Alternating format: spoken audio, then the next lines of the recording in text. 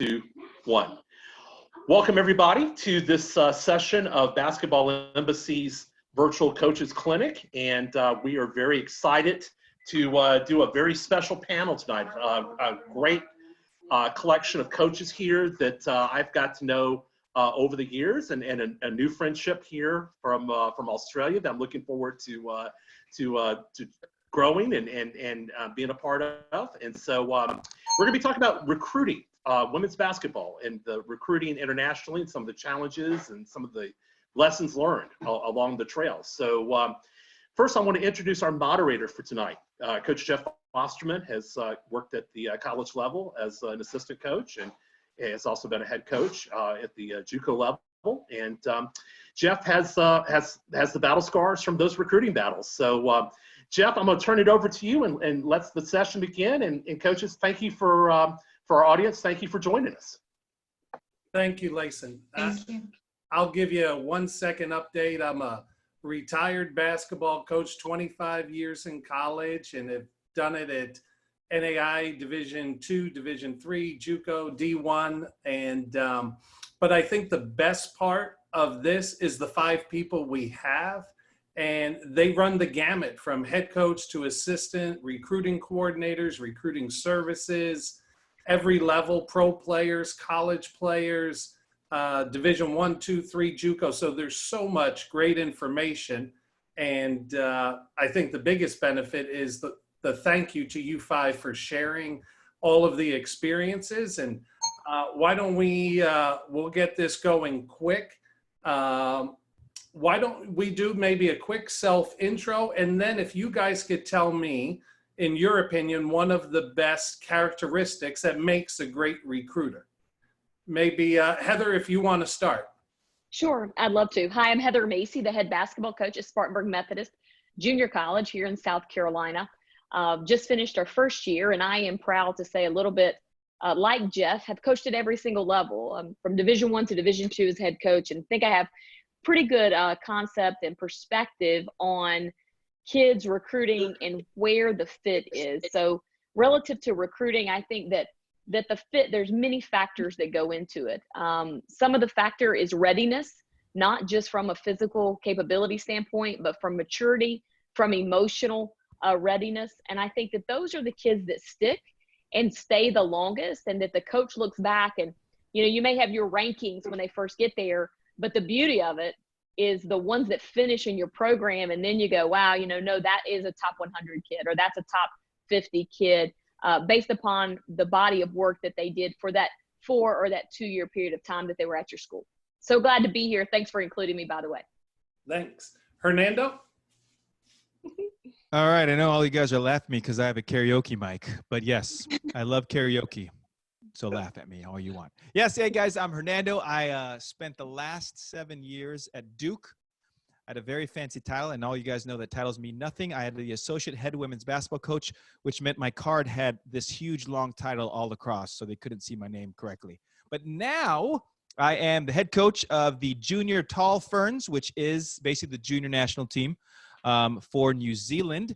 But no, I don't live in New Zealand. I live in Virginia right now, actually. So it's a long plane ride. And I think, Jeff, I forgot what your question was, but I'm just going to say, I think something about being a good recruiter. What is maybe the one great characteristic of a recruiter?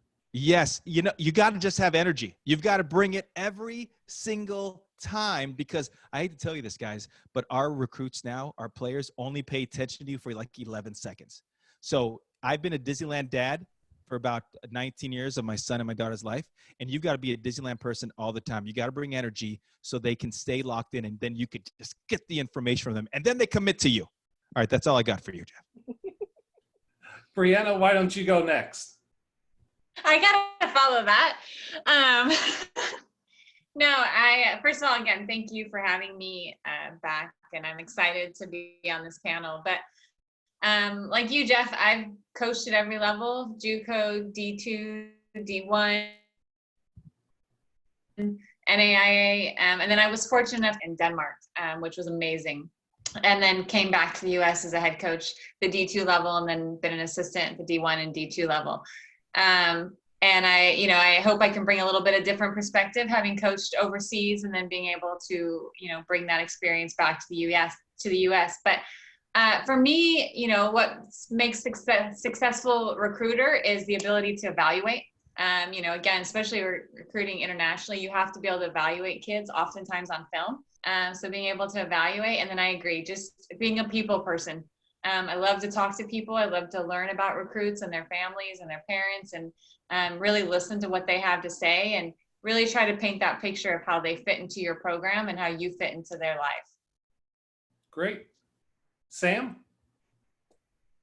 Hi, everybody. I'm Sam Tomlinson from Melbourne, Australia. I'm very happy to be here. I'd like to thank Brianna for connecting me to this wonderful International Coaches Summit. I'm all about recruiting now, and obviously giving our Australians a great opportunity to get over to the top ranks in the US and play against some of the other best girls in the world. Obviously, I grew up in Melbourne, Australia, and both my parents were Australian Olympic opals and boomer players. And I've got 3 sisters. We all played basketball at a very high level. And obviously I started working under Joe Champy back in the day, and for 4 years after playing college. And then I went on to Georgia Tech for a little stint, and then Kennesaw State University in Atlanta. Back in 2006, I returned to Australia, and that's when I started doing this international recruiting business. And that's where I started my company back then. So I've been doing it ever since, and I'm a people's person too. And I love to learn and meet new coaches, and obviously get a lot of them over here to see our wonderful talent. And they never knock a trip back to Australia. Sam, what would you say in your experience, because you have a lot of the American coaches coming over, what would be a great characteristic of a top-notch recruiter? I think just coming to our events and showing their faces, and our kids getting to know, being educated on the system, because every day I'm constantly educating our girls and their parents on the NCAA system, because they're not familiar with it. And so as far as getting the coaches in front of the players' faces, I think that's really important. Great. If you have the budget to do so. Sure. Octavio? Hey, thank you very much for having me. Very excited to be part of the panel. Well, apologize for my English. You guys know I'm not from here. I'm originally from Brazil. Have coached everywhere already, and mainly in Europe for 10 years, getting from the young into the professional up there. And yeah, been here in the US for a while now. Have the lucky to spend some time with Hernando. Coach with Brianna was amazing too, and get to know all the other coaches is just lovely. And I think like the importance of to be a good recruiter maybe is to, as Brianna said, like the importance of know how to connect with people, be a person's, have person skills that I mean, especially in international recruiting, you need to understand where they're from, what's their environment, and how to get them to understand everything that you need them to understand, and put them in the right spot to make the right decision. So understanding them, it will help you to connect with them a little bit better, and will make your job a little bit easier. Great. The next question, and again, we have one head coach and we have a diverse group, but recruits, they all always want to talk to the head coach, but the head coach has limited time. So how do you balance the role of being an assistant coach, talking to a recruit, versus the head coach, and maybe what role the head coach would play in recruiting different prospects at whatever level? Maybe Heather, you could go first. Yeah, I'd love to start that one, Jeff. So the number one thing I think the head coach needs to understand is you need to be involved in recruiting and need to want to be involved in recruiting, because I'm not sure there's a more important thing that is occurring besides maybe the 30 games that you're going to play that year, besides who you're building your team with. And so the years that I took my hands totally out of recruiting, I think we made errors. And I think that you need to obviously be able to look at a kid and go, yeah, their talent's good. But is it also the person that you want to commit to, and the person that you want to see in that locker room every single day is important. So I guess first I would challenge the head coach's thinking is in the fact that you figure out you have more important things to do. I would argue the point, there's not more important things to do than to get on the phone and be in the gym and be the active recruiter. If there is a time crunch, obviously a really good assistant coach can set that call up. And, that coach is kind of setting the groundwork, setting the lob so that you're just coming in and having, maybe it's a little bit more brief in the conversations, but you have a cheat sheet knowing what the main topics to address are going to be. But the relationship is everything. And so I would argue that the head coach needs to become super involved in recruiting, even if that's not every single trip with that kid. Great. Hernando? Well, I absolutely agree. I think, my being at Duke for 7 years, Joanne, my boss, was amazing, but she did rely on me heavily on recruiting. So anytime we hired a new assistant coach, my biggest advice was that the recruit has to fall in love with you as the assistant coach. And what that will do, that establishes connection so that now when you do pass it on to your head coach, they already feeling the love, which I love using that word, the love, to the program and to the head coach. So it's finding the ways to connect with them right away, having those moments where they are all on board with you. And I used to go ahead, I would take selfies, not just of myself, Coach P, the players, and I would just go around and take selfies all the time and send it to our recruits. We had a Spanish player, Angela Salvadores, and what I did is I ended up buying a picture of my own money of Angela at a FIBA event, and I brought it back to the States, and this thing was huge. It was like this big, and I would place her picture everywhere around the school. I'd put her picture in the film room. I put her in the picture of Cameron Indoor Stadium. I put her everywhere. And it was just those touches that kind of, so I just, my advice, like they fall in love with you, then the door is opening a little bit more. And now you get, the head coach involved, and then you try and close a deal. Great. Brianna? Yeah, I completely agree. Having been a head coach, I agree with Heather. Like I love recruiting. I want to be all hands on deck. And that's important because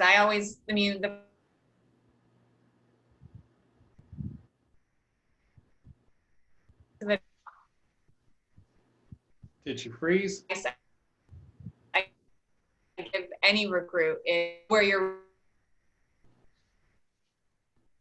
I think you might have froze. And coach, if I really want a kid, I can hear you. Can you hear me? Now you're back.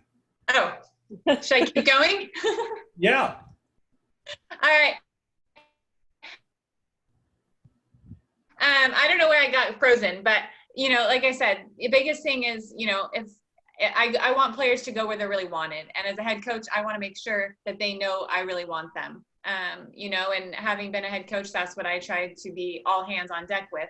But as an assistant, it's important to have that same passion and that same energy, and to make sure that they know that as a program, you really want them, and where not only you see them fitting, but where the head coach sees them fitting. And that has to be, streamlined from the top down. The vision needs to be the same throughout the entire coaching staff on where, why we want this prospect, how we see them fitting. And then that story needs to be conveyed to the recruit.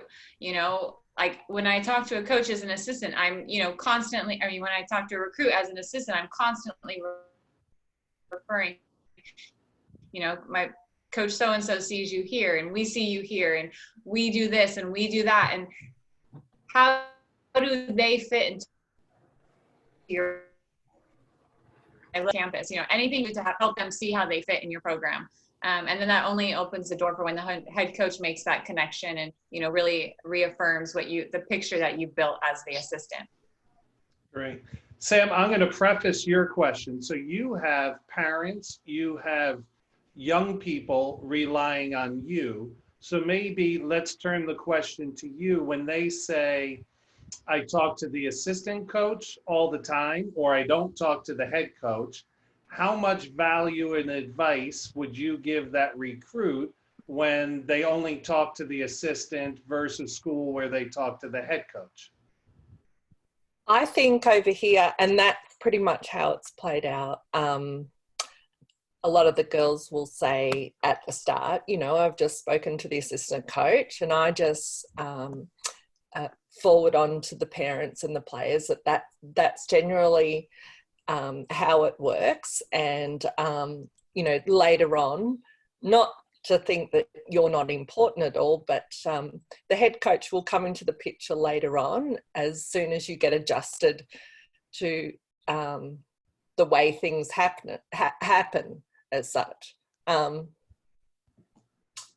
don't think the head, I do know some schools where the head coach likes to primarily do the recruiting, but most of all, it's the associate head coach or the assistant coach. And I just tend to tell the kids, you know, the head coach will come into the picture soon, but for now, just learn what's happening, you know, from the assistant coach to begin with.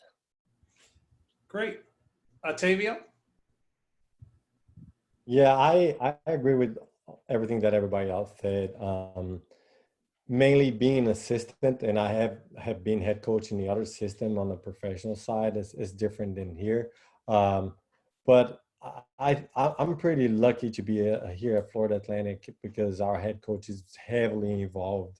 He loves to talk to recruits and he wants to know them and be involved on that. So I think for me, it's a very easy job because my only job is to get information from the recruit, pass along to him, and he will talk to them, and he loves it. So it's kind of different, but I think it's very important for us to learn the balance, how much you put your head coach in contact with the prospect, if it's worth to get them to talk at that moment, or hold on a little bit later and put them in contact when things are a little bit more established. Learning that balance with your head coach. Maybe your head coach loves to talk, maybe your head coach doesn't love it. But he still or she still will need to talk to the recruit before they make that commitment. So it's just to know when to present and put that player in front of him or her and find the balance. Like, here's the time, talk to her, or here's all the information and this is what she needs to talk. And that balance, I think, is very important. It's just to know your head coach, and usually he gonna need or she gonna need to be involved. You know, and I think we can all in our minds recognize who the great recruiting head coaches are. But I agree with Heather, it's the lifeline, it's the most important thing, and then scheduling, you know, those 30 games.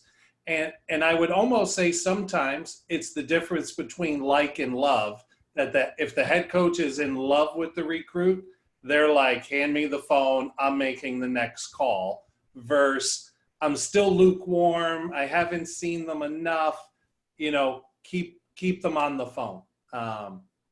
But next round of questions. Since we do have quite some experience in years, maybe the last 5-10 years, each of you share something that's changed for the better in recruiting and for the worst.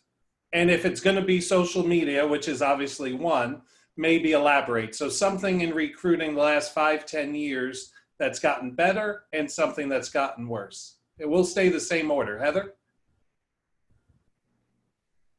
Well, a lot's changed and it's evolving. And I think as a coach, if you're not evolving, then you're getting worse. And so being able to adjust, whether that is the element of now you're doing TikTok videos.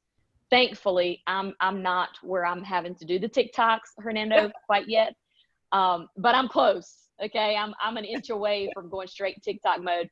But I think staying relational, staying relevant. For me, I became a head coach at 26 years old, which allowed me I continue to, as far as knowing trendy musics or what's up on Netflix or what those latest kinds of things are. I think to do your job well, you've got to stay connected with the market. And I think the coaches who age out and just give an excuse like, well, I'm old, that's a cop out of you not doing your job as well as what I think you need to be able to do it. So you wouldn't do that if you were in sales. That is what recruiting is. You're selling a program or you're selling your head coach or an area. So, those are some of the things that have evolved.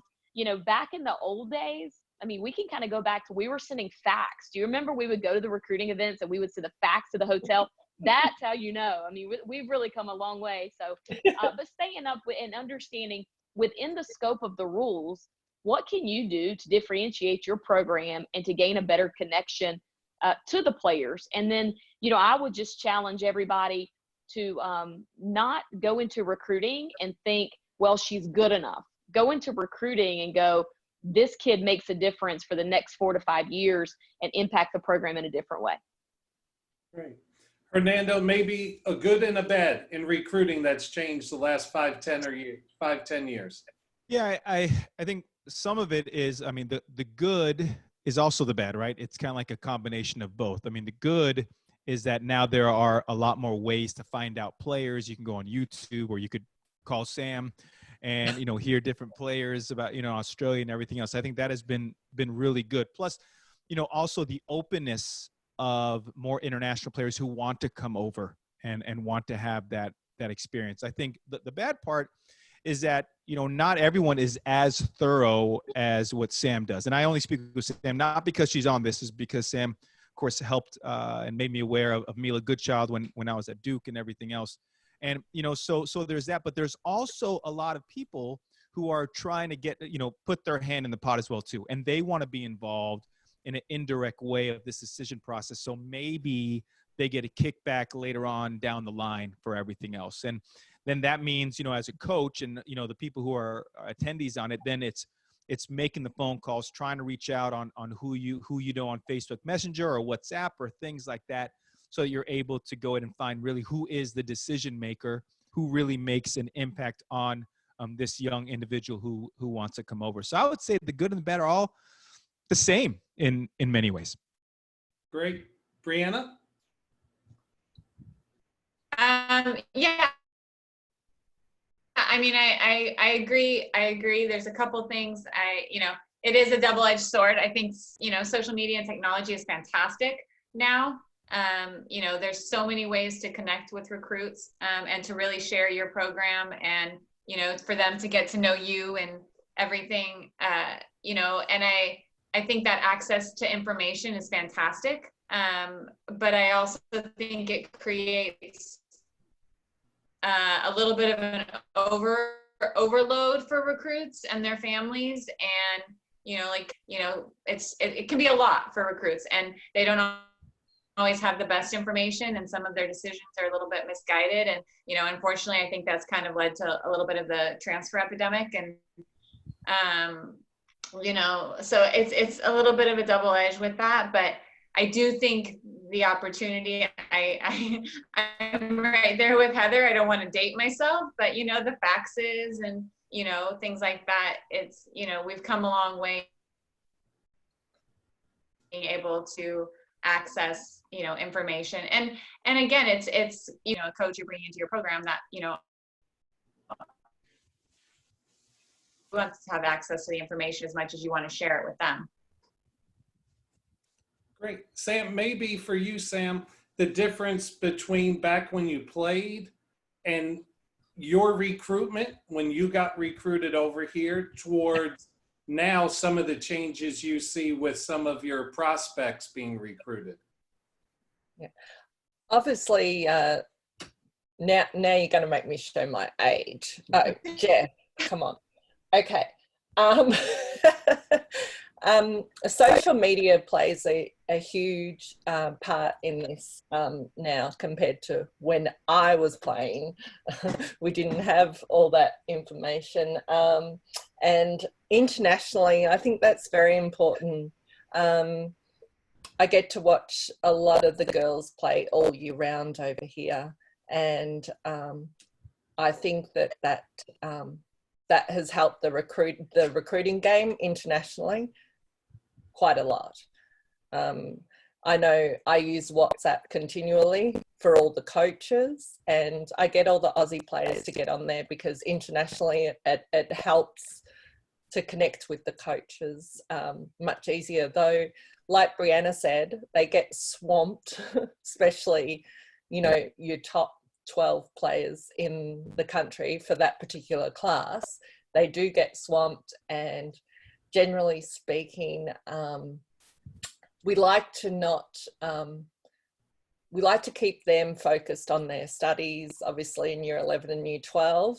And that's why I like to keep their parents really involved in the recruiting process from over this side, because, you know, they've got a lot to take on, you know, doing the hours of training, especially the kids at the Centre of Excellence, and they've got a tight schedule that they've got to keep to. And their focus obviously is playing now in the Waratah League in Australia, and also getting ready for the up and coming camps for the U17s and the U19 World Cup. Okay, great. Tavia? And I think, in my opinion, what really make it develop or get better and get worse goes with what Hernando was telling, is that the market now is so open. There's so many more possibilities to recruit internationally.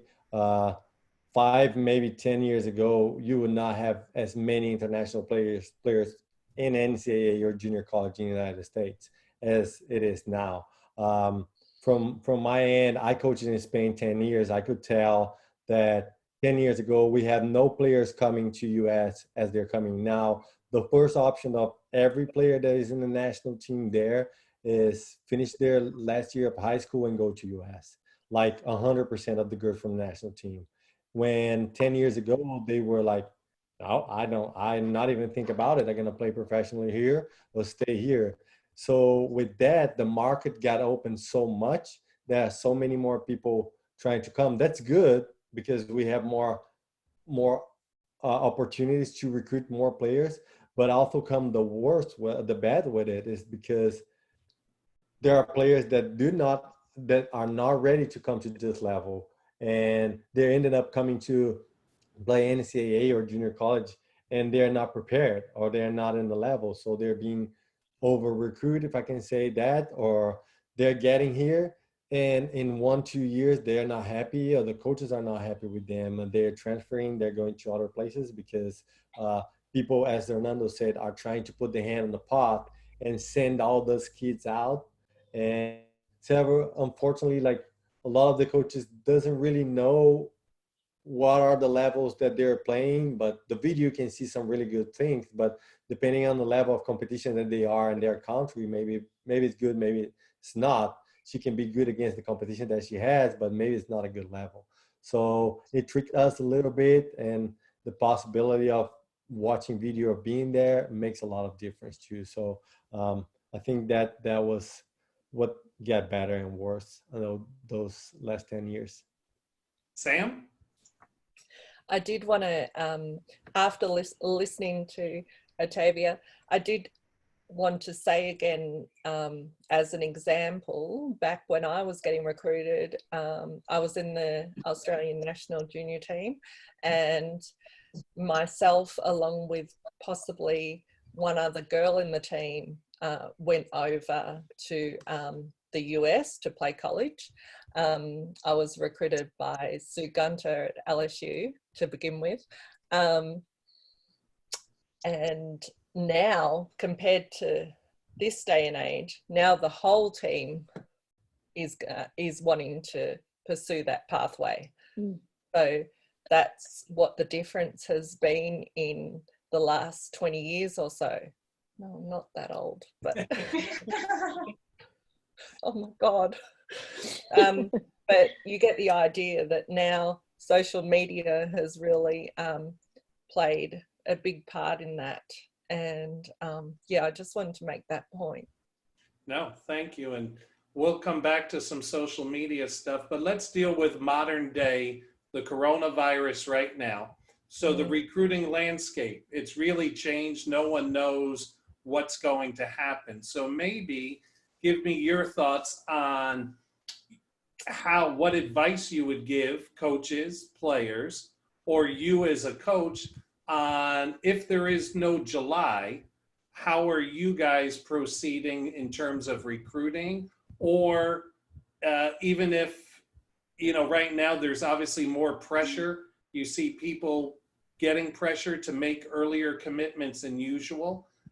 They can't do official visits yet. So, along those lines, if there's no July, what's the game plan going forward, and what advice would you give, Heather? Well, first, I would say it's going to be relationships. And so you're going to have to go back to the same well a little bit, people that you trust. I mean, there's many people in this industry that I go, it's incredible. I mean, 3 for 3. Every time I call and ask about a player and whoever they recommend, if I end up coaching them, it goes well. I think at times like this, you've got to go back to who you trust. You trust their opinion. You trust that they understand your program. And specifically when you're dealing with international recruiting, is not every university is set up for that. Not every program is prepared for that. So I also think as a good recruiter, understanding who fits, why they fit, and why this makes a lot of sense. And, I had a piece of advice given to me a long time ago, and I think it applies right now during the pandemic, which is, you don't make long-term decisions with a short-term problem. And so now being a junior college coach, having a kid come here for a 9-month period of time or a year is kind of an intermediate before you get ready to jump, so that you're not going and making a 4-year commitment somewhere and making the wrong decision. And also, I just think from an international perspective, junior college is a wonderful route. And when I was a 4-year coach, we had some really nice international players from junior colleges because they've acclimated to the U.S. already, and to maybe some of the language barriers from an academic perspective, and maybe even from a style of play. Okay. Hernando, if there's no July, you have coaches strongly influencing commit now. I know you haven't seen the campus. You've seen it. We've showed you a virtual tour. You haven't met the team. But what advice, how do you handle that? Because I haven't been to your campus. I haven't, if the coach is pressuring that the scholarship may not be there tomorrow because we're going to offer Brianna, what advice do you give? I actually caught like 5 or 6 words of your question, but I'm going to try and answer it either way. So I think you were saying that, obviously there's scholarships and some of the kids want to take an official visit and you can't take the official visit because of the coronavirus. So what to do? I think it goes back to what we said in the beginning. I think anytime you talk to a recruit or international recruit, it almost has to be like a great experience. And I know I've talked to other coaches about this and they push back a little bit, which I totally understand they have to have that experience that's going to grab them, because ultimately it goes back to them loving you. Yes, the facilities are nice, but if you're recruiting at a Power 5, all your facilities are nice. If you're at the mid-major, all your facilities are nice. And so sometimes that isn't very much on their hierarchy, but what experience are you giving them on the phone? And I think whatever experience you give them, they are more inclined to now get a connection with you. And, earlier, Heather talked about connection and relationships. I mean, that's how you're able to get the connection. And with the coronavirus, the other part is this.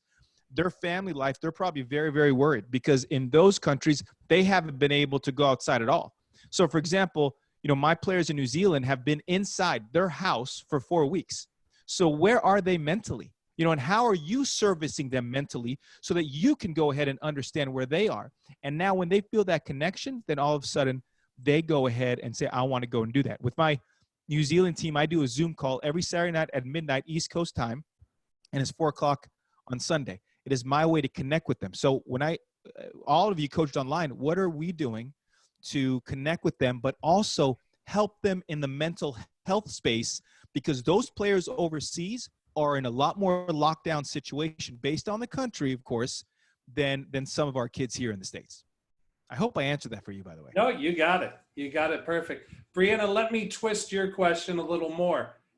what about a class of 2021? So a junior, right? A 21. What advice do you give them? Because they're international. They haven't maybe done officials or unofficials. There's schools offering, but maybe they're not their dream school. What advice do you give someone like that where there may not be a July where they could have come over, played, and done some visits? Yeah, I mean, first of all, I agree with Fernando. The very first thing I said to the recruits that I called when all this kind of started, and they were all international, was I didn't even talk about, had nothing to do with basketball, had nothing to do with our university. It was, how are you doing? Are you okay? How are you feeling? Like that's all that matters. Like their safety, their health, their wellness, like that takes priority over anything. And I think just letting them know that you care about them as people and their family, making sure their families are safe, like, you know, that's priority number one. And you know, with the class of 21, honestly, we should have already been building this relationship. You know, we should be a year into the relationship, or, you know, 7 months into the relationship.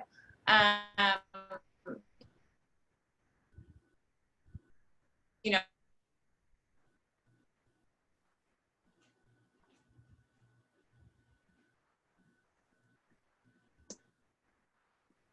especially international, my time, or 9-10 p.m. my time, or whatever it was. But that was, you know, I became part of the family, you know, and that relationship should already be established. And so, you know, with the class of 21, like, it's letting them know, like, everything's gonna be okay. You know, we don't know what's gonna happen, and we fully understand that you're in this really tough position, and just reassuring them that everything's gonna work out, reassuring, you know, where you see them, how you value them. You know, for recruits, if it's not the right fit and they're not comfortable with the decision, then they shouldn't make it. They shouldn't be pressured into making a decision. You know, and if a coach is pressuring them, and then it's probably not the right place for them to go. And they're going to have other opportunities. You know, and that's okay. And you know, just letting them know that everybody's in the same position. The U.S. kids are in the same position as well. We can't go watch them in person either. So, you know, they're not losing out on anything, and they don't need to feel pressured to make a decision that they're not comfortable with. I will add on to that from a coaching perspective. Coaches need to start to get comfortable with evaluating on film and video if they're not. You know, I have, you know, coached at various levels, and so I'm very comfortable. You know, I've never been to Europe to recruit. I've never got to go internationally to actually watch a player in person. And we had 8 international players on our roster at Barry, and it was all off of film. You know, but I know a lot of coaches struggle with that, and, you know, are still learning that process. So I think, you know, moving forward, that's something, especially with this 21 class, and maybe even a little bit with 22, like, we need to be able to really sharpen our skills and be comfortable with, you know, making evaluations off of film and relationships of people that we trust and value their opinion and their evaluations. No, exactly. I think Heather touched on it. You know, in junior college, you have no budget. You trust a lot of people, and the ones you trust, you keep them close. But Sam, so you're more advising family to a lot of the, let's say, class of 2020 or 2021, and they're coming to you saying, I have XYZ school that really wants me, but I think I can play at a better level. I like them, but I'm not sure. I want to play at the highest level I can. You know, I've worked hard, I've done everything right, but I'm afraid because I'm over here, they won't see me. How do you advise families that, you know, it's so much uncertain with COVID? How do you advise them on an offer in the hand versus maybe what the next phone call brings? Yeah, that's a tough one, Jeff, because like you keep repeating, you know, no one knows what tomorrow is going to bring. Just when the COVID-19 came in, we had the U18 national championships about to be held in April, and I know myself, I had about 35 coaches at the Division 1 level coming over to see these kids, and obviously that's not happening at the moment. They might be putting it off until later on in the year, Basketball Australia, but that's kind of where that's at. And of course, we had the U17 FIBA World Cup that was also going to be happening this year in, I think, Romania. Hopefully I'm correct in saying that. And our girls were going to get the exposure over there also. So really, I guess our kids are relying a lot on highlight films. And obviously, if a coach asks me for a full game, I do my very best to get them a full game sent to them also. But as you know, it is a difficult time, and I need to get the coaches to rely heavily on film, unfortunately, because all our borders are closed, and I don't know when they're going to be opening. I don't know if our kids are going to make it there for 2020, August 2020. I mean, it's a scary time. Right. Tavio, I'll give you a spin on yours. So FAU's a great mid-major. Is this a chance for you to, everyone's always trying to get a kid from the next level, a better player, one that's a Power 5. Is this a chance for an FAU to go into the international recruiting and offer maybe kids that other schools aren't sure about?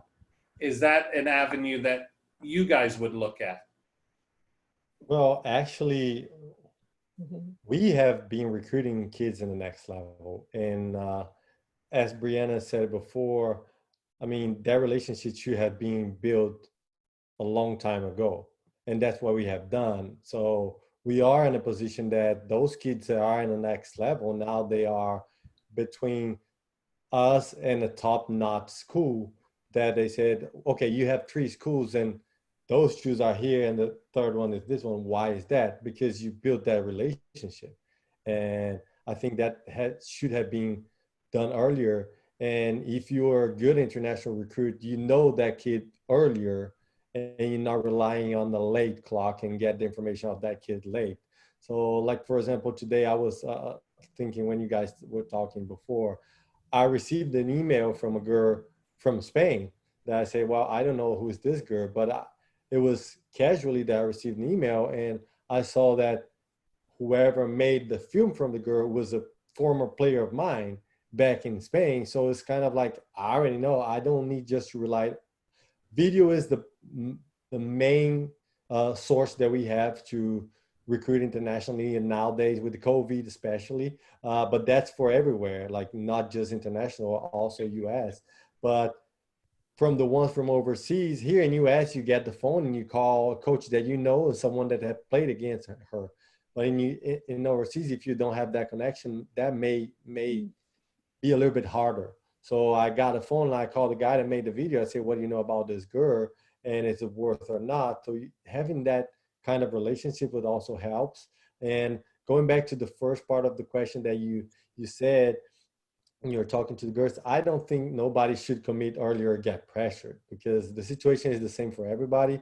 And as I talk to the players from overseas, is you need to go to a place where do you feel comfortable? Do you like the coach? Do you like the place? Do you like the style? And you need to make your own research. Don't just go because of pressure, because of the new situation that's coming on. You need to really know why you're taking that decision. If this decision is not coming to this school or that other one, we will understand. We have passed through that for several other times before you, and you're not the first, you'll not be the last, but just make a smart decision and do what is best for you. And if you have built that relationship, probably the best for them could be come with you if you have done your own research before, because she will come to you because she knows that that's the best for her. And you know that she is the best for you. Great. All right. I'm going to make you guys the president of women's basketball NCAA, and we're going to talk recruiting. So what change in recruiting, it could be international, of course, what rule, what policy, what would you like to see changed? Heather, if you're the head of the NCAA in terms of women's basketball recruiting. Well, first, I love being the president, so thank you for that, and being in charge. So, but I would like to add this as I talk about the change is the relationship piece that we're talking about relative to international recruiting. You know, I don't think that you go international for a quick fix. I don't think you say, oh, we lost the player, we need to pick one up here late, and I'll just go international to do it. And I do think some programs are operating that way. I think the best programs who recruit international commit to it, and they work on it consistently, and they're making trips over there. It's a proven commodity versus an emergency plan. So one of the things is I'm in charge here and I'm making the decisions is I'm opening it up. And I want to allow the folks who are really good and really want to work, I want to put everything to their advantage versus making it more streamlined and a little bit more simple for everyone. So I would just say, open it up, let all the communication go, let us go see them when we want to go see them, open some of those restrictions so that we all make less errors. And the kid, not just the programs, but the kids know what they're signing up for, feel good about it, feel confident about it. And then maybe that fixes if I'm the president, I want to fix two things with that. And then I'm going to fix the transfer situation by loosening some of these recruiting restrictions. Great. Hernando, you're the president. What are you changing? First of all, if I'm the president, the world is going down already. We're already in trouble. But if I am the president, a couple things I would do. First of all, I would make sure that all compliance departments would not leave it to their interpretation. So you could go ahead and, you know, I've been in some events actually in Australia where my compliance when I was at Duke said, yeah, you can go to the event, but another compliance that someone else and that coach was there and they had to stay in their hotel room. Makes no sense whatsoever. I agree absolutely with Heather. Let's just go see the kids whenever, because right, we could only go to World whatever's like sanctioned by FIBA, right? So if you go to the FIBA event, you only see them for about 4 or 5 days. They're playing with the national team. And if you're like a country like Spain, where you have your top players are playing on the national team, but there are a bunch of other top players as well too. The same thing in Australia. Then there's so many other players that you can go ahead and vet and take a look and really gain connections with it. So, I mean, that's what I would do if I was president, but you guys are all lucky. It's not going to happen. But if it does, watch out. Brianna, what would you change? That's a really hard question. I think that unfortunately it's flawed in a lot of ways. I would like to agree that we open it up, but to be honest, I think we have to protect the student athletes, because if we open it up and saying coaches can go do whatever, whenever, some of these student athletes are just gonna get bombarded. I mean, there's going to be coaches at every single game, every single day. And, you know, it's going to be very overwhelming. You know, I honestly, I would like to say that won't happen, but if, you know, if the top schools are competing for a top recruit and you can have your assistant there every single day, somebody's going to have their assistant there every single day. And now you're just really infringing on the student athlete's experience, especially as a high school or international level. You know, I think it will just become too much. You know,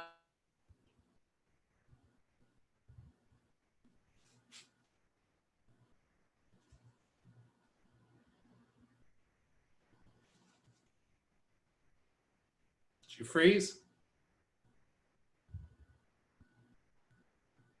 All right. am I back? Am I gone again? You're back. We missed Am I the back? second. Okay. You All missed how much? Say it again. Did you get any of it? We did. No, we did. We did. Perfect. So Sam, I don't know if it's president, prime minister, but you're in charge. You can make changes for recruiting international. What would you change? Okay, if I'm president of the NCAA, the whole world's in trouble. I'm with you, Hernando.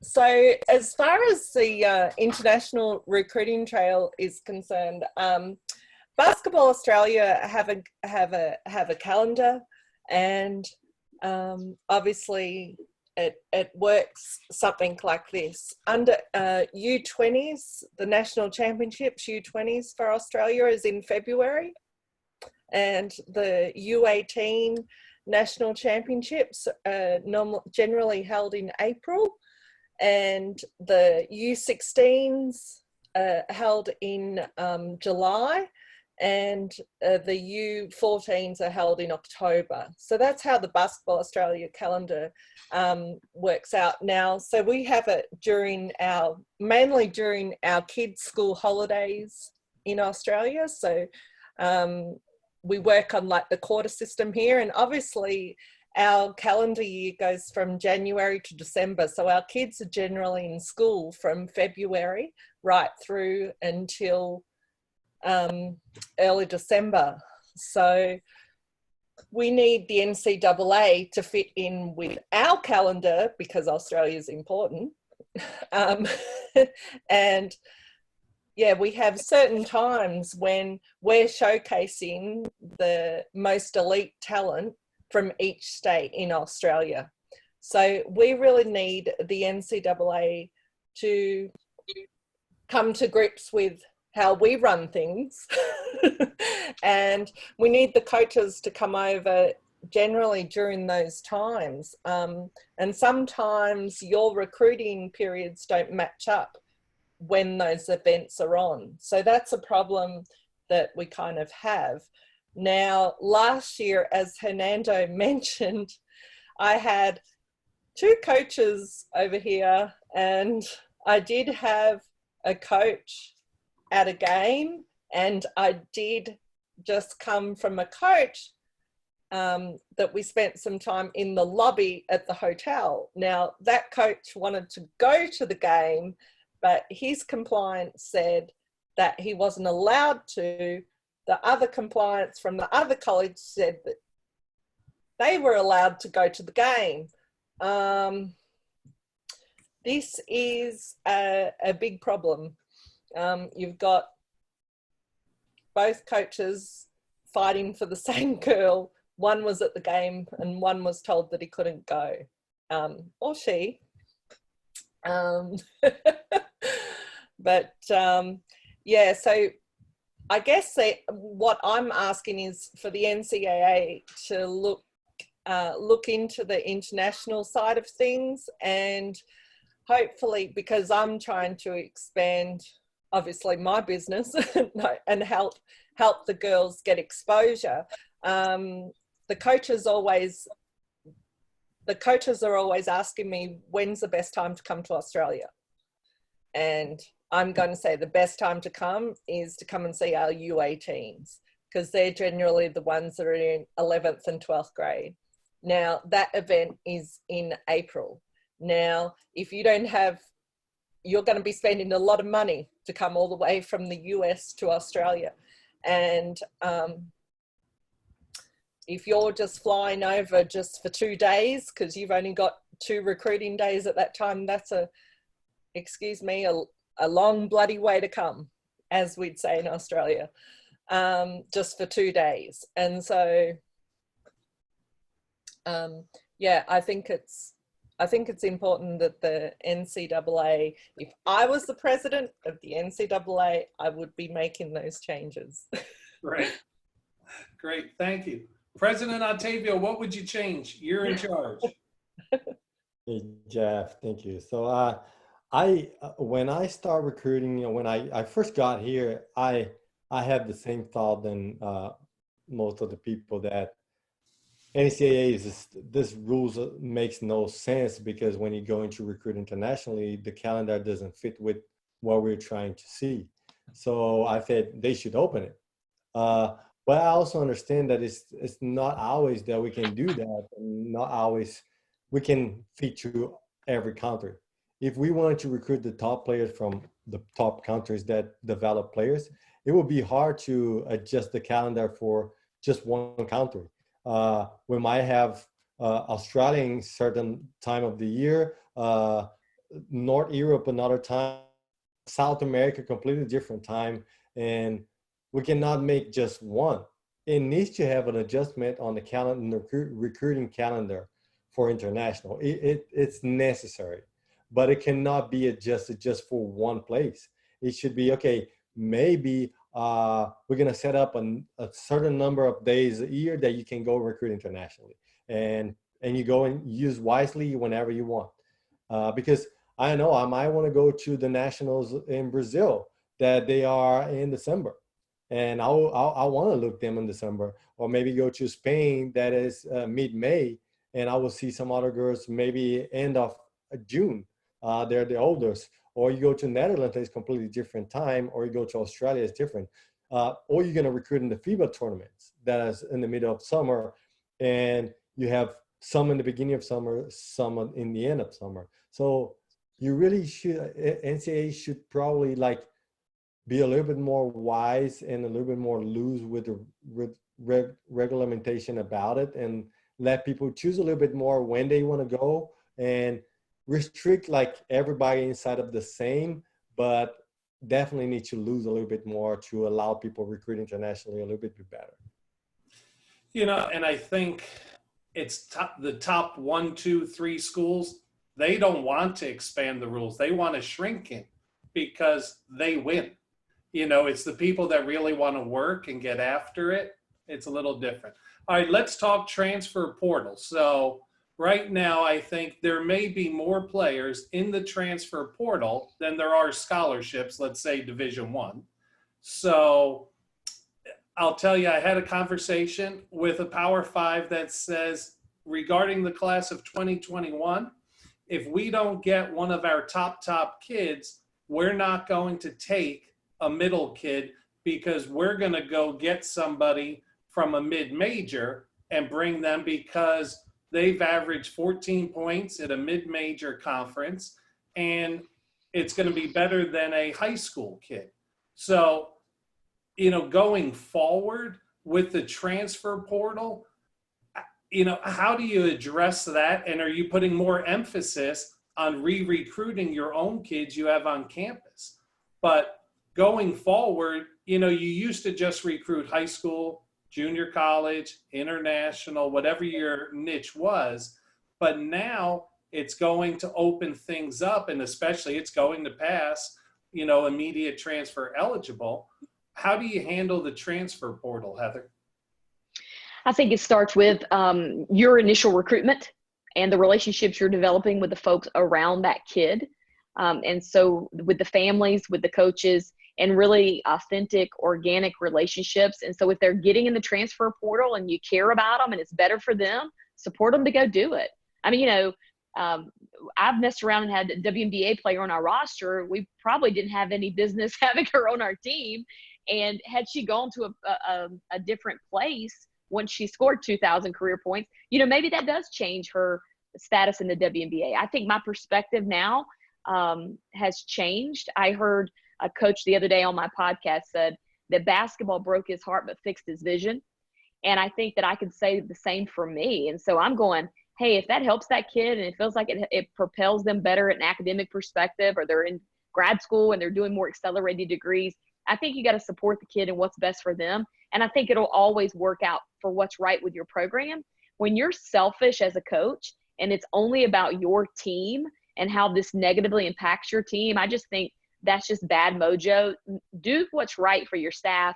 Do what's right for your players. And I think it'll all come back around. But yeah, you may be penalized for recruiting really good players.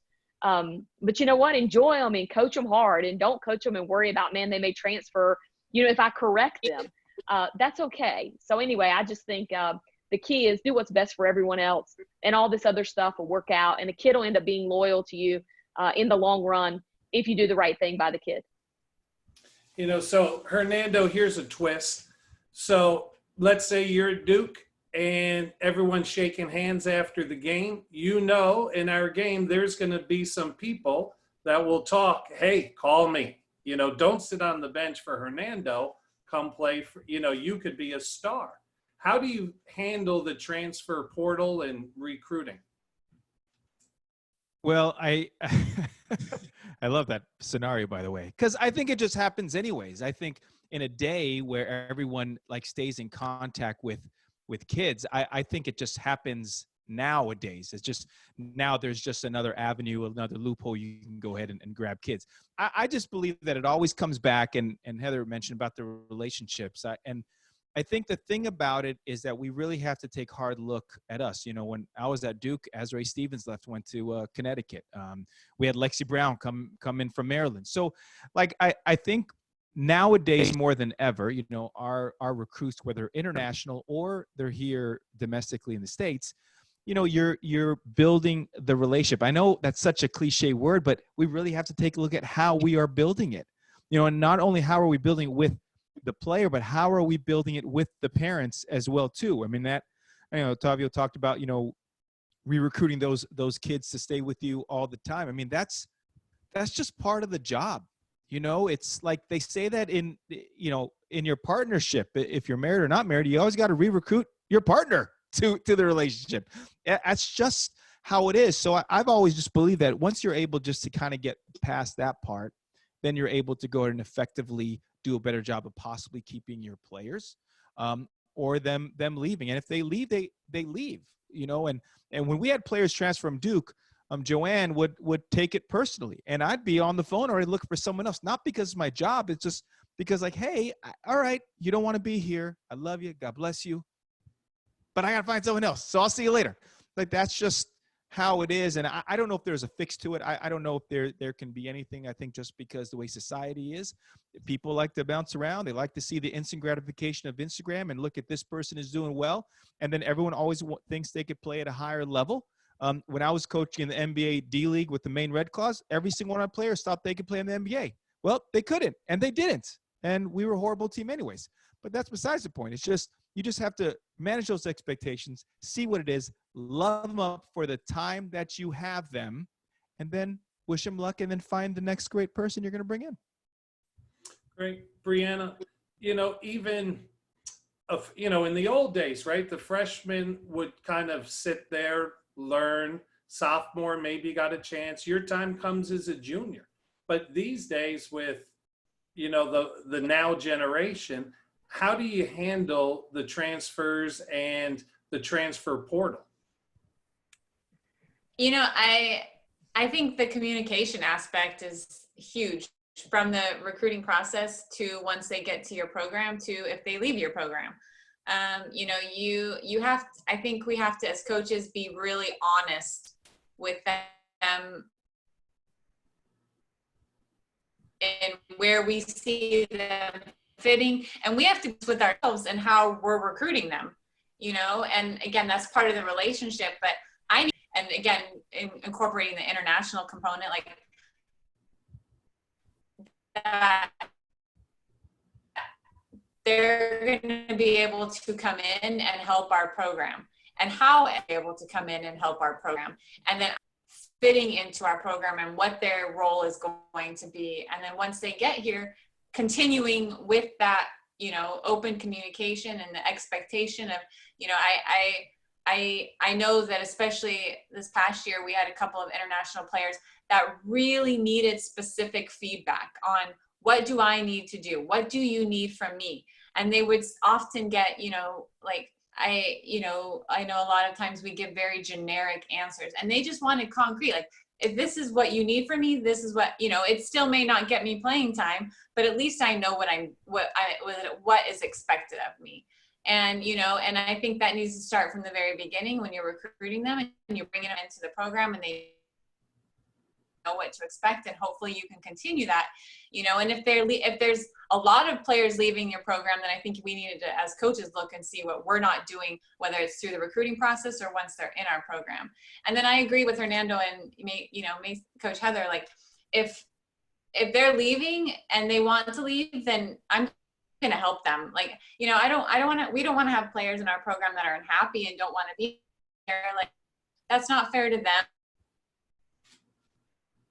Not fair to us. That's not fair to their teammates. Like, let's let them find a good experience if it's not with us.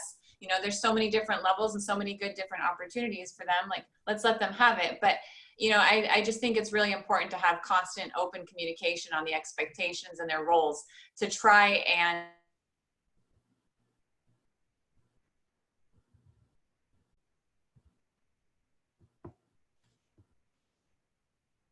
keep that as, open your program to really try to keep them.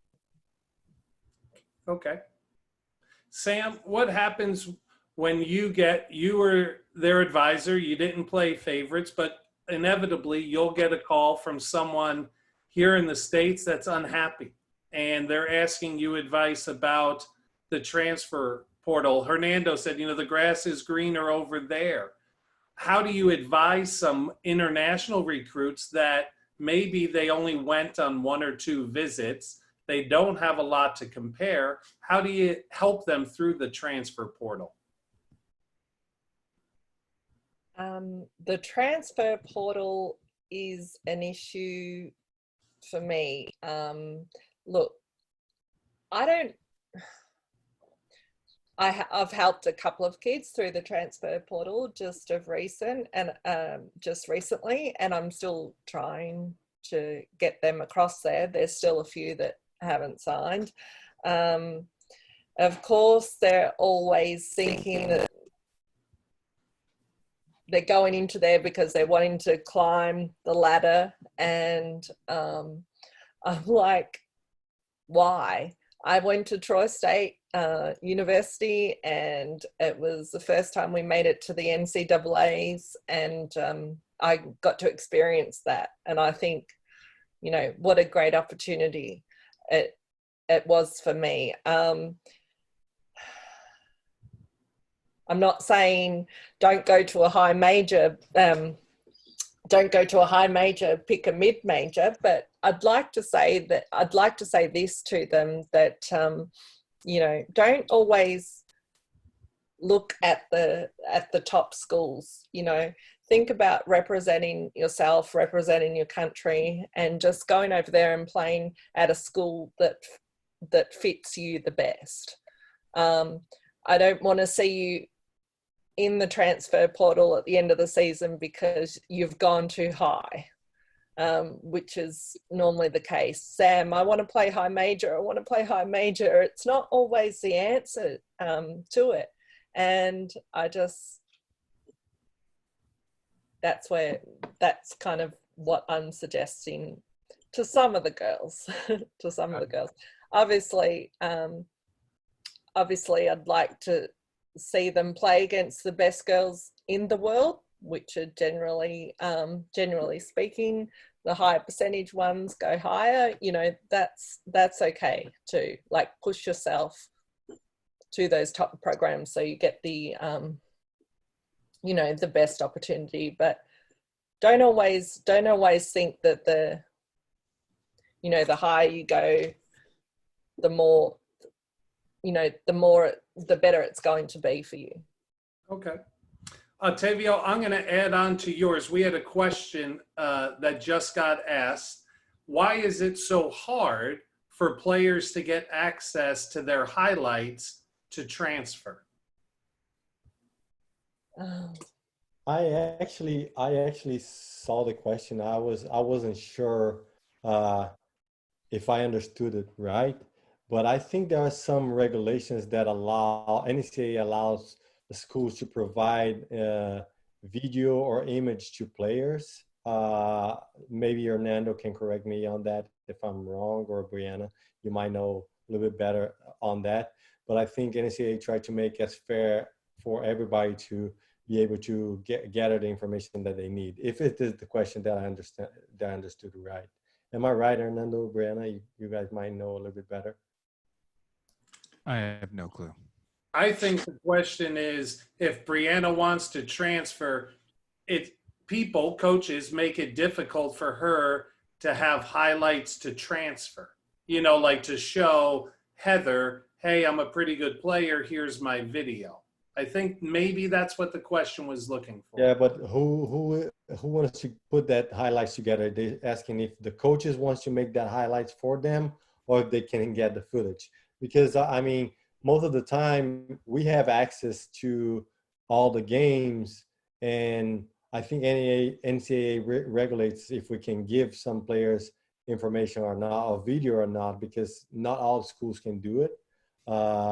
But if they can get the full video, they can do their own highlight videos with no problem. I think that would not be a problem for us to even help them out. And I have helped players to gather highlights when they finish the school and are going overseas, and they ask me, hey, I want you to put this highlight. If they gather the video, I'll tell you what's best to put or what is not, and help them, you know. I mean, but I would say to your previous question, I don't know if I answered the question or not. No, that was good. Keep going. But I'll tell you regarding the transfer portal that, Jeff, in my opinion, is really like, we as coaches, we need to do a better job when we start recruiting. We really need to make a good research and really know if the player that we're getting is the player that we need. And if this place is the right place for her or for the player that are coming, because it's not good that you will not solve the problem of your team bringing one player in. And maybe she has a lot of background that you don't know, and you put in your whole program under a threat and of get damaged because you're bringing someone that you don't really know. And we need to know that you will not have 12 players that are going to play all the time. So as Hernando was saying, you need to love them during the whole time, and you need to explain that this is a process. I think I'm blessed. I'm in a place that I can tell that my head coach and the whole staff, we are so tight and we know what we're doing. Our head coach is amazing, and it's not just bring one player just because we need that player. Is that player really fits what we need? So then I think the majority of the players that are in the transfer portal, they think they can play higher. They need to play more. They're not happy because they're not playing.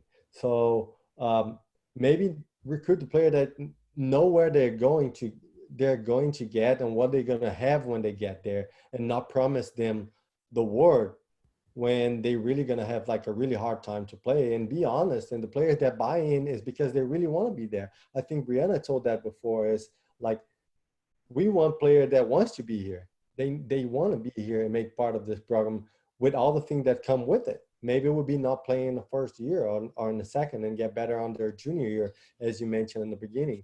So then we would not have like that many people getting out of your program and going to the transfer portal.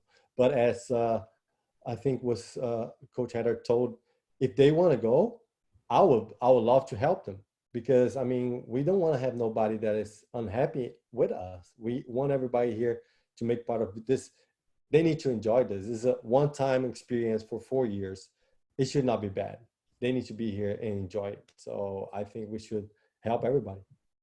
And I think to follow up on the question, if someone wants to transfer and people aren't as nice as U5 are, and they won't give them access to tapes and to highlights, there's always someone that's willing to help, like U5. Or if I had a great game against Heather, I may reach out to the coach of the other team and say, hey, I'm having trouble. I don't want to stay here, but can I have video footage? And I think there's enough good people in this game to help.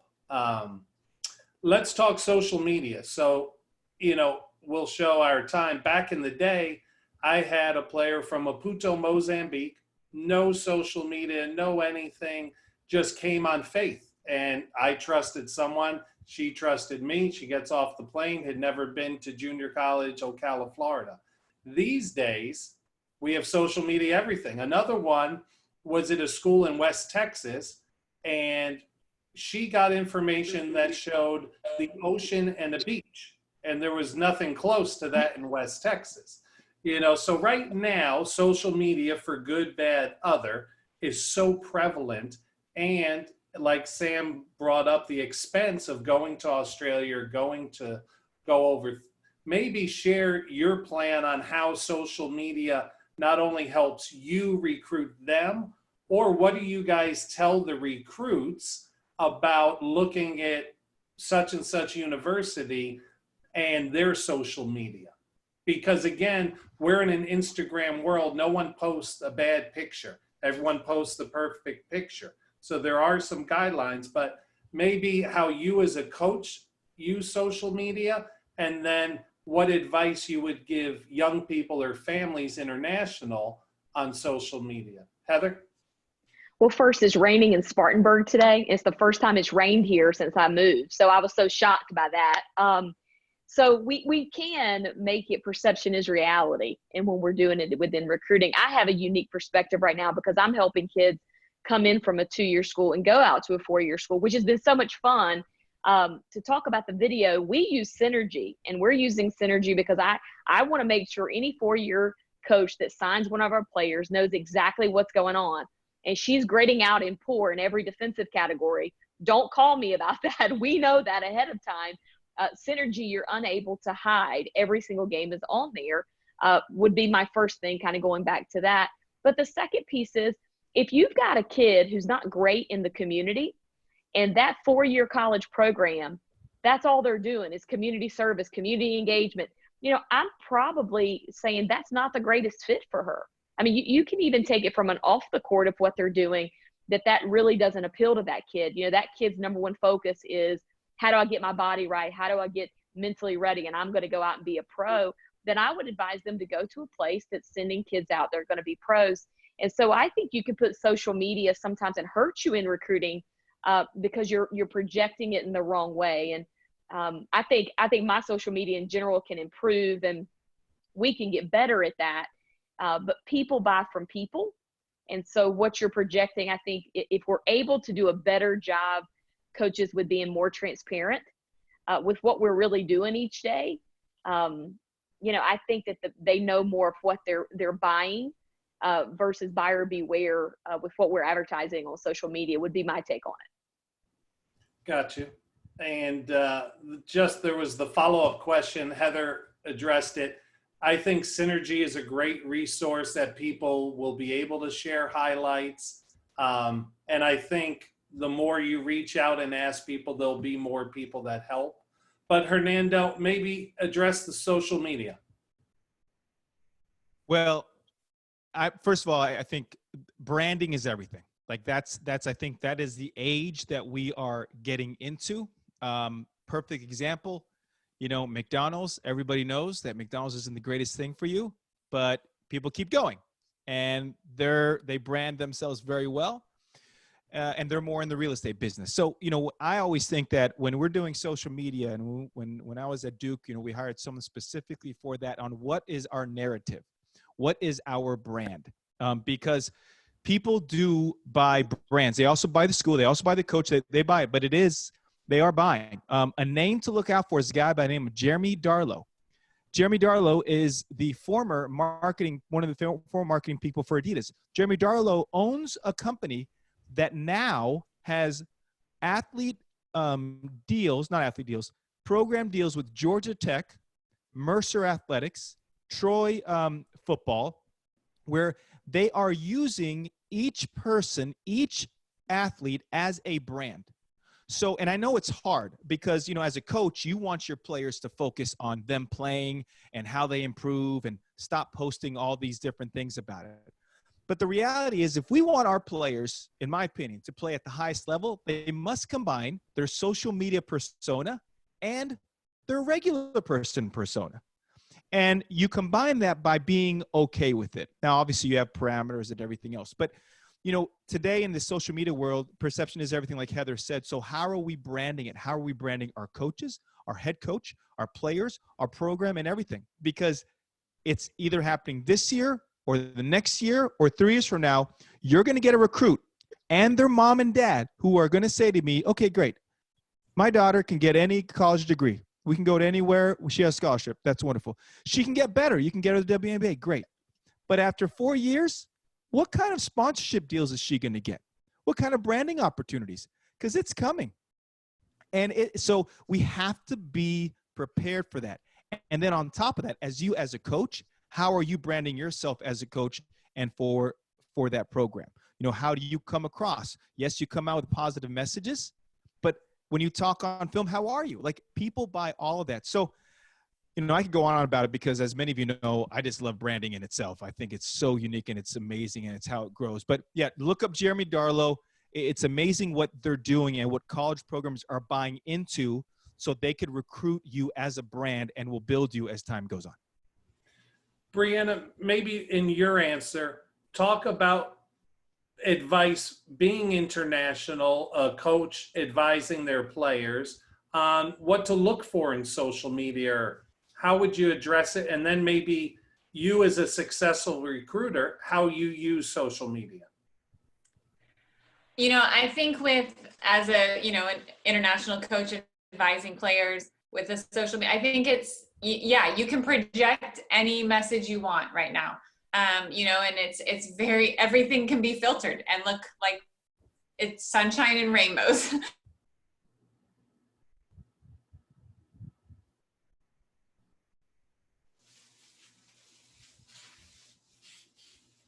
And players to really make sure that they are doing their homework and they're digging a little bit deeper than just the initial facade of what they see on social media. And they can connect with players now. So I mean, especially internationally, like they're all connected internationally. They're connected on Instagram and Twitter and TikTok, and I have not used TikTok yet, Hernando. You're brave. You're a brave man. I have it downloaded, but I haven't used it. But they automatically connect. I mean, before I'll talk to a recruit, and before the next time I talk to her, she'll have connected with 3 of our players, through social media. And so as, if I'm advising a player, I want them, I want her to connect with other players in that program and really get a sense of what is it like to be in that program? What is that program about? What, if I was to walk into a practice tomorrow, what would I see as a teammate of yours? And what are the coaches like? And what is, the dorm situation? Like they can ask all those questions, because I just think you can paint, you can paint whatever picture you want, and you can brand, as best, with your program. And that is important.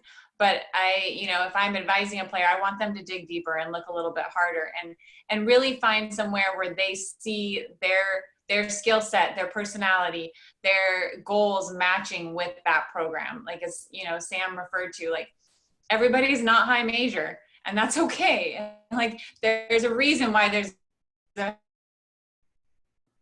high major, mid-major, different divisions. You need to find where you're going to be happy so that you don't end up in the transfer portal, or, so that while you're at that school, you have a great experience. On the flip side, if I'm a recruiter, I kind of want to approach it from the same way. Like I want to put the good, and we want to have a cohesive message from our program and what we're about and what we value, on the court, off the court, within our, our family, our atmosphere, and what we provide. But again, there's going to be struggles, and we want them to see some of those struggles as well. Like we're not going to go 35-0 every season. So we're probably going to lose some games, and, how do we respond to that? And, that's important for recruits and their parents to see as well. Like, yeah, we struggled this game, and let's be honest about it. And how are we going to get better for the next one? And that we're not as results driven. Like that's not what our program is about. Our program is not about wins and losses. It's about helping, our players be successful in all facets, and how do we respond to adversity? So I think that message is just as important with the use of social media as well. Thanks. Sam, your question also, so you're advising them and you're giving people advice, because a perfect fit may be a school that doesn't have the budget to come often to Australia just because of finances. But maybe talk about, in reverse, advising the young people about what they post on their social media, because that may scare off people if they're posting the wrong things. Or we all have examples of everything we can imagine, and we've all gotten red lights on recruits. But how, so let's say the young lady's possibly a lower Division I, and how do you advise them through the social media process? And then what do you tell the girls in Australia about their own personal social media accounts? Yes, really. I don't want to see you kissing your boyfriend on Instagram, okay? Mm-hmm. It's not gonna. It's. I think it's. They need to be careful. Obviously what they post on social media, and in international recruiting, this is a major factor in this process. And what these girls over here do post on social media, they need to be careful, or not worried, but just, you know, think more about what they're doing with their personal accounts, because coaches are looking at that. Yeah, that's pretty much all. But internationally, we do rely on a lot on social media, and it's a very important role that social media does have on the recruiting process. Great. Tavio, how about social media for international families from the other side, looking towards you and looking at your social media and what you're putting out there? Yeah, I was exactly going in that route, Jeff, and I think I agree with Fernando. Social media is really important. We can't deny that it's there, it's live, and every recruit use it, and we cannot run away from it, and we cannot say that we're not going to use it. It's there, but also we need to advise them, and we need to understand that social media can sell you everything. It's every place is shine, every place is beach, every place is amazing. If you see through just social media, what you really need to do is connect with people. And sometimes recruiting internationally, when you're going to talk to those girls, and I'm pretty sure that several of the coaches have had that problem before. The culture in other countries are not the same culture than here. They don't know about the process of recruiting. They don't know that here coaches call them all the time, and they're calling you once a week or trying to talk to you and get a conversation and get to know you and all that. For them, this is weird. Overseas, they use WhatsApp for everything. I mean, they prefer to send you a message than talk to you face to face. They prefer to send you and keep exchanging messages with you for an hour about a subject that you can call and talk in 2 minutes. So it is there. It is there. But they need to learn about that process too, that get on the phone and get to talk and get to know other people personally is sometimes even more important than just see social media pictures, as Sam was saying. I mean, just because I connect with all the players on social media and I'm following them, it's gonna look like every school is amazing. And I can go everywhere and everywhere will be beautiful, will be amazing, and I will be happier and everybody's happy. But that's not the reality. When you get to talk to the people face to face and you call or you get there, the reality can be completely distorted by social media. So it's really important for us to the international get to understand them and connect them in the way that they need, and make them understand that they also need to connect with us or in the process of coming here in a way that they really going to understand what they're coming into. And it's not all beautiful. I mean, sometimes they're going to be missing their parents because they're away for a whole year and they're not see them, and the parents are not coming to visit, and they need to understand all that and not just the pictures or not just seeing the bright side of it. No, I think, I forget my last number. I think I've been part of 19 different countries of international recruits coming here. And I agree, all of you have touched it. You have to be honest. And a lot of it, before some social media, there's trust. You're making them part of your family. Maybe, and we're probably going to run out of time, we can share one of your favorite, funniest international recruiting stories. There's just so many things that are so different than, people that just don't understand. Like, we played one day with our international kids. She was the first one up. We played kickball. Instead of running to first base, she ran to third base. It was just something totally different. But maybe share a international recruiting funny story, and then we can wrap it up. Heather?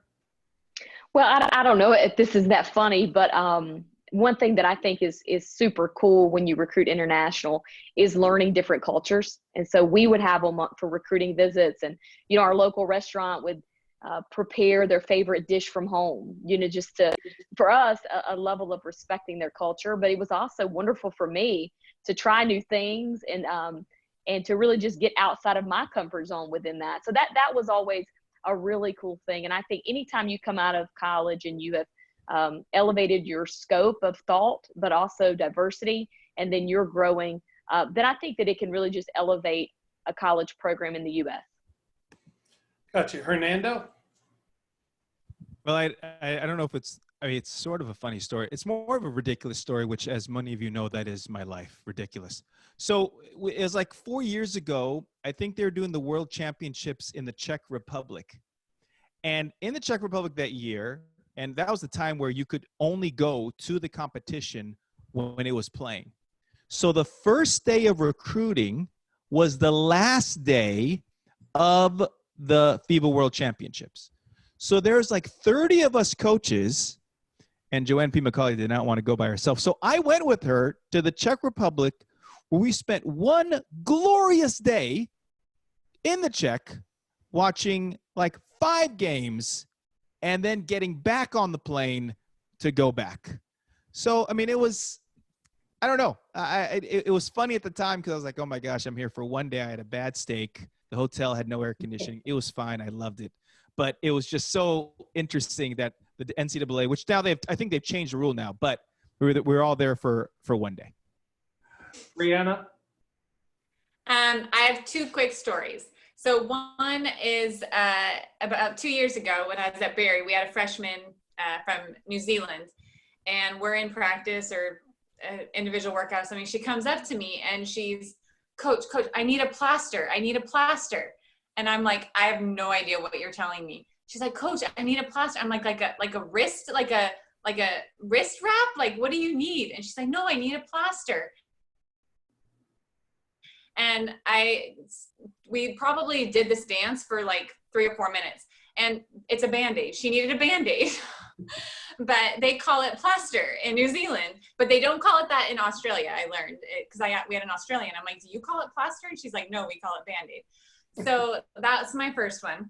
And then when I was coaching in Denmark, I was coaching, and I had, most of my team was Danish, but I had a couple Americans and a couple of other, and a couple Norwegians. And I called a timeout. So we're in a timeout, and I'm talking and I'm talking about defense. And I'm like, you need to get like 1 foot away, like 1 or 2 feet away. And one of my Danish players looks at me and she's like, I don't know how far 1 foot is. And I totally had forgotten that they use the metric system and everywhere else. And so, we quickly, I'm like, I don't know what it converts to, but I'm like, it's about this far. And so, the same thing happened a couple of times with our international kids here. You're talking feet, you're talking different metrics. And initially they're like, okay, that's how far. And so that's just kind of, again, it's just the communication, but it's wonderful to be around. Thanks. Sam, how about a story maybe of one of your kids, something that got lost in translation? I've got to be very careful here. I don't know about the kids, but I can talk about my experiences. I was raised and brought up in Melbourne, Australia, and ended up in Montgomery, Alabama, because I started my very first year at college at the NAIA level, and I will never forget that experience the first day I arrived at Montgomery, Alabama. Anyway, moving on from there, we did have a kind of an outing to do. This was with Colby Tilley back in, and he's very country.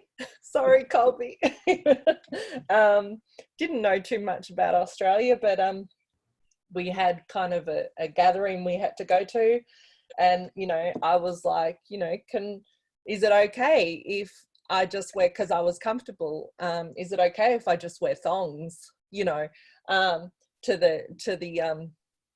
the reception or whatever, is it just casual, and he's like, Sam, thongs? no one's going to see your thong. Like, what are you talking about? And I'm like, Coach, what are you talking about? And I was like, I'm talking about the thongs on my feet. And he was referring to that I was wearing G-string. Yes. I was like, what? Anyway, it got lost in transition just slightly. But yeah, another one about being in Alabama was going to the Outback restaurant. And I spent so much time in Alabama, as you all know. I went from, you know, Montgomery, Alabama to Troy State to Auburn University, all in Alabama. Anyway, I did fall in love with the state, so to speak. And yeah, going to the Outback restaurant. Let me tell you, I ordered kangaroo meat. You know, it's a you know, a beautiful meal in Australia, and here I was thinking I was going to get, you know, kangaroo. And let me tell you, that restaurant is nothing like our food over here. Okay, absolutely nothing. And I probably went there probably one time again because they were trying to turn it on for the Australian girl on the team. But no, I wouldn't recommend going to the Outback restaurant because it's nothing like our food whatsoever. That's great. Octavio, what about a story, international recruiting? I think like the funniest part of having international is like you're learning every day different things. And for myself is a learning because I'm not from here. So I think it still happens all the time as I speak different language and I try to speak to players, because when you see a player coming their freshman year, everything is completely new. Terminology, like distances, like systems are different. So they're getting here, they're kind of like trying to understand. And when you're in the huddle behind the head coach or just looking around, you can see the faces of the international. They're kind of like, I know what he's talking about. So then after the huddle got done, I said, hey, you, come here. Do you guys understand? And they said, no, we have no clue what he said. So you need to really explain what is going on. And I got caught on that when I first got here because people say stuff and I think, I know what it is. And sometimes you catch on the air. I remember my first time, it was fun. It was not recruiting actually, but it was a meeting that I have with Hernando and Layson back in North Carolina. I was there for maybe 2 months in the United States, or 3. And it was a nice meeting with like basketball brains, talking a lot of stuff. And I was kind of like, I was overwhelmed because it was so many information, so many terminology that I was like, I'm getting a lot of stuff, but I'm not understanding everything because I'm lost in all this information.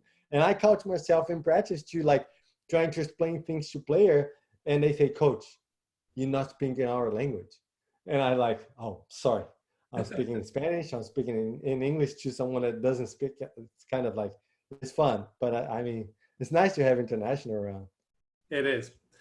Before I turn it back to Layson, I mean, it's easy to see why all 5 of you guys are so successful in everything you do.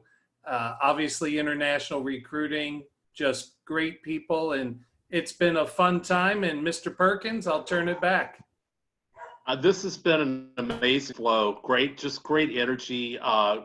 Just a great experience. Again, thank you so much for taking time out of your schedules to do this. Jeff, fantastic job moderating.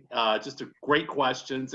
Again, I think it's always helpful to have someone who's been in the trenches that kind of knows the lay of the land to be able to ask those. So, and Sam, I would have been surprised at the Outback that they would have been serving deer or something else there, instead of a steak, considering it Alabama. So, but again, coaches, thank you so much for being a part of this. Going to go ahead and end the session now so we can get ready for our next session with Guy Malloy from Melbourne. So again, coaches, thank you so much.